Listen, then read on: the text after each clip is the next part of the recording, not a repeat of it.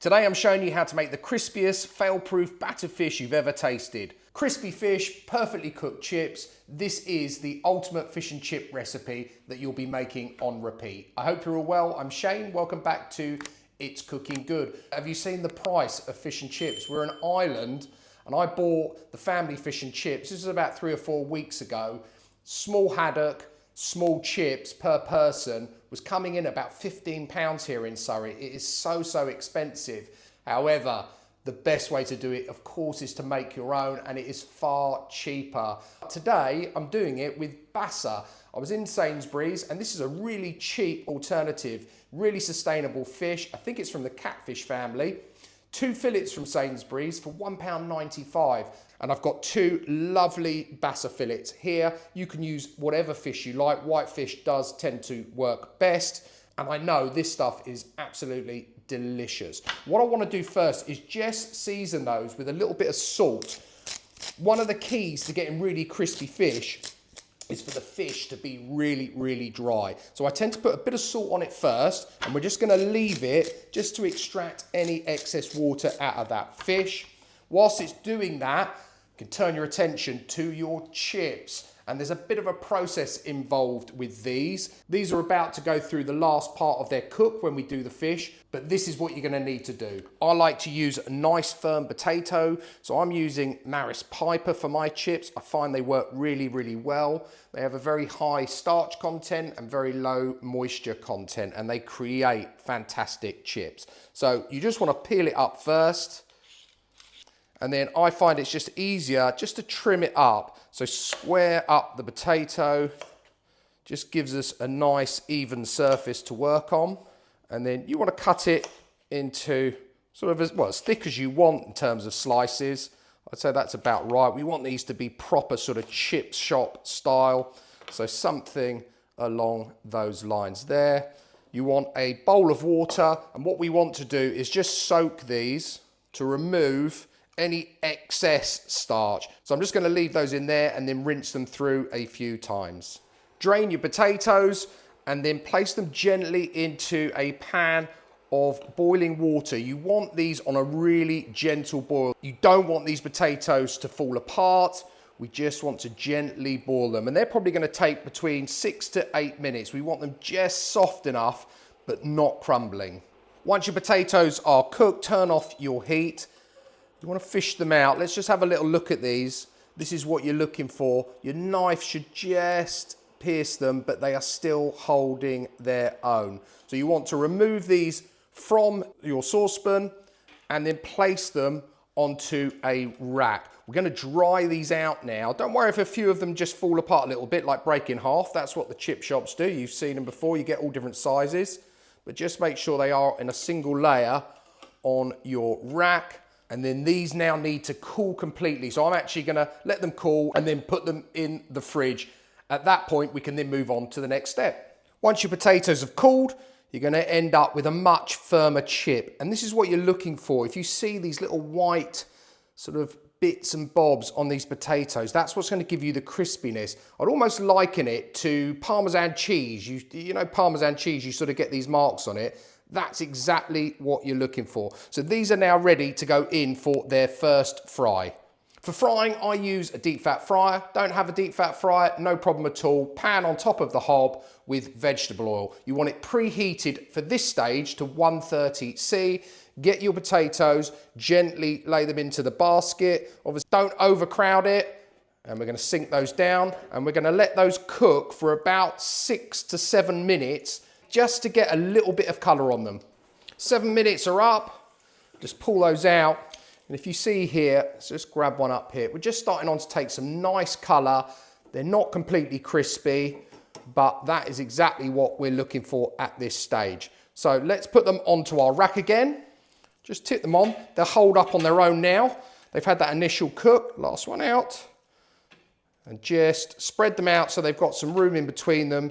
And these are basically now going to go back into the fridge until we're ready to give them our final cook. Basically, this is what restaurants and pubs do. They'll cook them to this stage, and then when you go in and order your chips, they'll just do that final part of the cook when you're sat down waiting for your fish and chips. The chips are now out from their last cooling period. So for the moment, we can put those to one side and turn our attention to our basa. So as we know, we've salted it. I've got here some more kitchen roll, and I'm just gonna pat this dry. I'm gonna flip it over, get rid of that one, and just make sure, again, that as much moisture is out of that fish as possible. And that's pretty good to me. Here, I've just got a tray with some plain flour in it. Get rid of those. Season it up with a bit of salt, as much or as little as you want, and some cracked black pepper. That's all I'm gonna put in this flour. Grab your basa fillets and just give them a little coating in that flour. I wanna make sure they've got a nice dusting on there. Pat it in, do both of those. Oh, that one's even bigger than I thought. And just get it all nicely coated. Shake it off a little bit. That's it. That is done. So that can now go to one side. And now we need to focus on the all-important batter. Get yourself some scales. I'm using plain flour for this. If you want to use self-raising, you can, but I don't think there's any need, and I didn't have any in anyway, so plain it is. And I'm doing a 1-for-1 on this. So I'm using 100 grams of plain flour, which is about there. And then to that, the secret ingredient is rice flour. Now, if you're not familiar with rice flour, it's used quite a lot in fish batter. And the reason for that is it gives it that really nice, light, airy, crispy texture. So I'm gonna use another 100 grams of this. So again, it's that 1-on-1 ratio, which is about there. And I'm going to transfer it to a bowl. Got a clear one here, so hopefully you'll be able to see it all. Let's get rid of this now. And then to that, I want a teaspoon of baking powder. Again, bit of that rising agent in there. That's it. And some salt. Not too much, because I've got some in the flour anyway that we've given the fish a good dusting with. And of course, we want some air and bubbles in there. And I'm using beer. Again, if you want to leave the beer out, use sparkling water. I've only got a Corona in stock. So that's what's going in. Grab yourself a whisk and gradually start to incorporate that lager. And that's it. Actually, do you know what? I'm gonna put a cloth underneath that. It's not gonna go everywhere, isn't it? Okay, and just keep whisking it in, gradually adding it in, bringing the mixture in from the outside. Keep going. We don't want this to be too thick. We don't want it to be too thin. So let's just stop there for a second. Also, don't want to over whisk this either. That is looking pretty good. That is what you're looking for right there. So that is just under a 330 milliliters. So just under basically bottle. There's a little bit there, probably about 320 milliliters. Obviously, you can up these quantities. As long as you stick to that 1-to-1 on the measurements, you'll be absolutely fine. Just might mean if you go heavier, you're going to need a bit more beer. Just get rid of our whisk. We don't need that anymore. Put it to one side. You're going to need your deep fat fryer. I got it right this time. There was a video I did the other week and I kept saying air fryer instead of deep fat fryer. I think I've just got it on the brain from doing loads of air fryer recipes. Deep fat fryer, you want it preheated to 180C. Same if you're doing it on the hob, you want it at 180C. It's the highest this actually goes. Obviously, just use an instant read thermometer in your oil just to check. Okay, so let's get one of our lovely bits of fish here, and you want to coat that in that batter. Really give it a good dredging. Something that resembles that. And let's get our basket in, and we're just going to lower that in now. Be careful of your fingers. Just hold it for as long as you can. You don't want that to sink to the bottom. Not straight away, and lay it in. Second one. Again, if you're cooking more than I am, don't overcrowd that pan. In goes that second one. Again, hold it as long as you can. Gently lay it in. Wow, look at that, already bubbling up. And then what I like to do to get that extra fish and chip shop, the old scraggly bits you get on the outside, just get your spoon with a little bit of that batter. Give it another little coating on the top there. And that should give you those nice little extra crispy bits we all love. You have to pay for scraps these days. Not here. And we're going to give those probably about 2 or 3 minutes. Want those to start to go nice and golden brown. Okay, let's give those a little flip over gently with your tongs. Oh, wow. You might have to hold it. That's it. And our second one, if I can get it. I need a bigger deep fat fryer.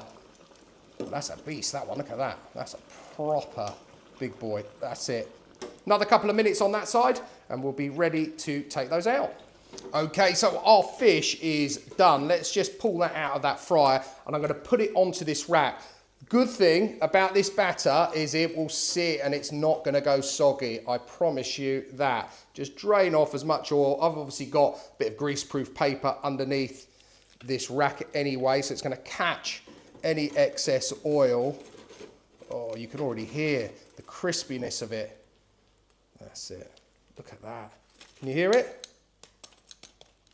Perfectly crunchy. So back to our chips. We need to finish these off for the final part of their cook. And I'm just going to chuck them now straight in that basket. The same 180 for these chips on their final cook. Plonk them in and they're probably going to take about 3 minutes. Chips are done. I actually left mine in for 4 minutes. I do like mine just that shade darker. But that's the beauty of doing it yourself at home. You can have them how you like. Eyeball it, mainly in colour. They were pretty much cooked before they went in. And we'll chuck those on there. We'll get rid of that.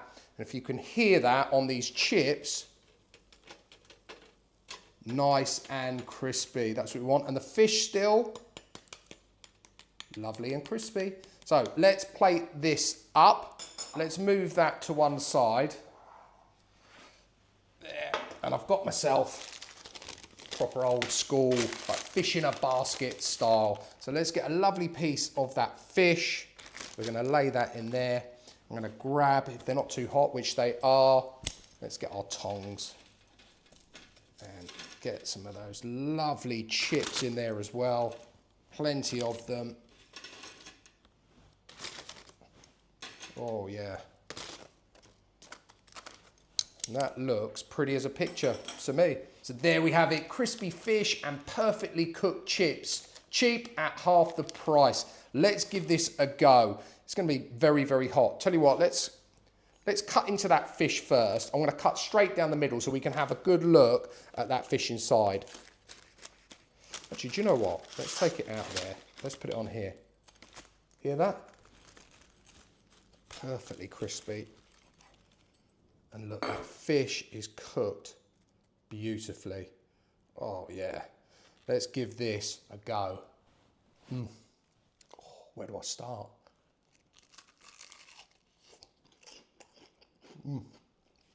Yeah, crunch. The fish is cooked perfectly. The batter, the oil hasn't got inside the batter, so it hasn't touched the fish. The casing has protected the fish perfectly. Got a lovely flavour, not so salty at all, which is perfect for me. I'll be honest, I'm not much of a condiment man with fish and chips. A lot of people I know, you might want to dip it in your Tommy K, a little bit of Sarson's vinegar. Sometimes I like that on my chips. Bit of tartar sauce, lovely. But for me, I want to taste the fish. And that fish, that Basa, £1.95 for 2 fillets. That's a meal for 2 for under £2. Wow. Soft, flaky. Absolutely delicious. Okay, tea towel. Let's try those chips. What you want on these is that nice fluffy interior and that crispy outside. Can you hear the crisp? Nice and fluffy. I'm not sure you'll be able to see that from there, but crispy casing, around soft floury potato. What more could you ask for? I know a bit of work with the chips, but actually it's quite fun to do, and you can't beat chips that you've made at home, to be fair. The only way I could probably beat this, if I could fill that with beef dripping, that would be something else. I know, not the healthiest of recipes, it's not something you're going to eat every single night of the week. It really is a treat, but if you're going to have fish and chips, try this recipe. It is an absolute belter. That's it from me for today. I really appreciate you watching. If you're new and you like the content, please don't forget to hit the subscribe button. Please also like, share and comment. I'll put all of the details and all of the steps and everything else of today's crispy fish and perfect chips down below in the description as always. And all that's left for me to say is until next time, it's cooking good.